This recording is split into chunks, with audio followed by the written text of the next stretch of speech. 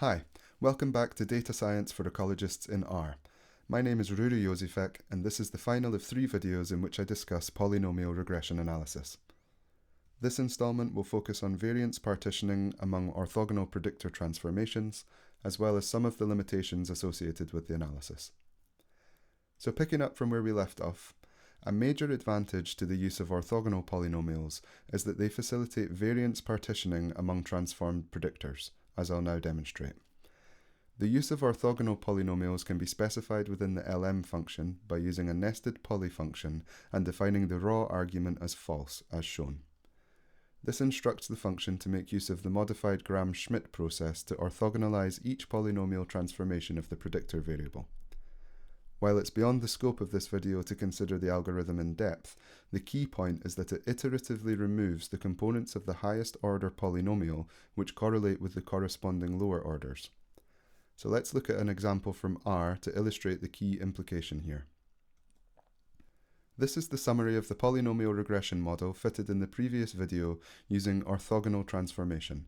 And now for comparison, we can fit the same model with the additional inclusion of a cubic polynomial transformation, defined using the second argument of the nested poly function, as shown. A glance at the latter model summary shows us that the explanatory power has increased very slightly, although the cubic predictor is not statistically significant. However, the key information here is that the linear and quadratic coefficients from the quadratic model remain unchanged in the cubic model, despite the inclusion of an additional predictor. This is due to the previously mentioned iterative removal of correlating components from the highest polynomial transformations during the modified Gram-Schmidt process. Indeed, if we were to calculate VIFs for the cubic model predictors, as described in the previous video, values of 1 would be returned in every case, indicating absolutely zero multicollinearity.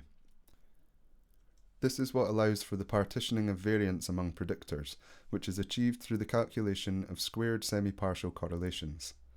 The first step in this process is the same as in the calculation of VIFs, whereby the kth polynomial predictor is regressed on the remaining predictors. Next, the residuals from this regression are regressed against the response variable. The correlation between the residuals from the second regression and the response variable are then calculated, returning the semi-partial or part correlations.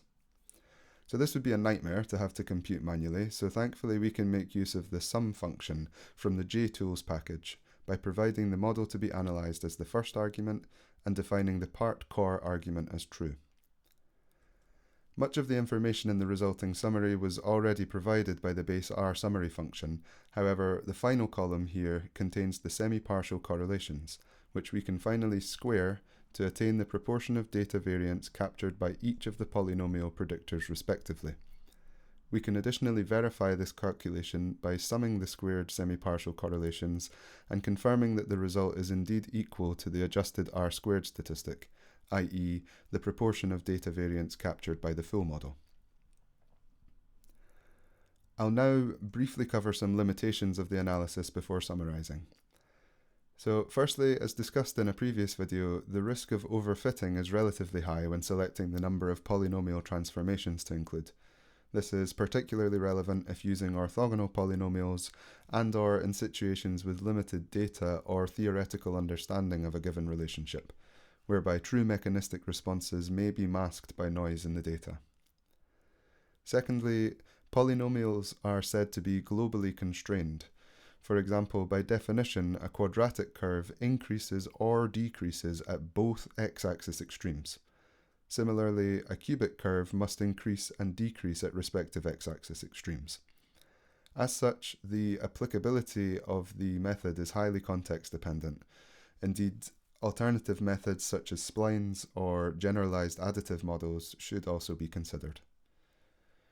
So in summary, polynomial regression analysis provides a valid means to model nonlinear relationships between random variables using the familiar framework of the multiple linear model.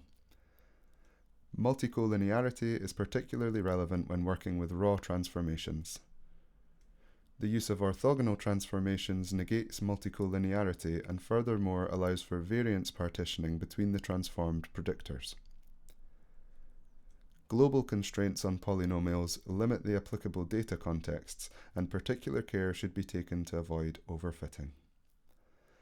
So that brings us to the end of this video series on polynomial regression, so I hope that it's been informative and encourage you to post any questions or comments.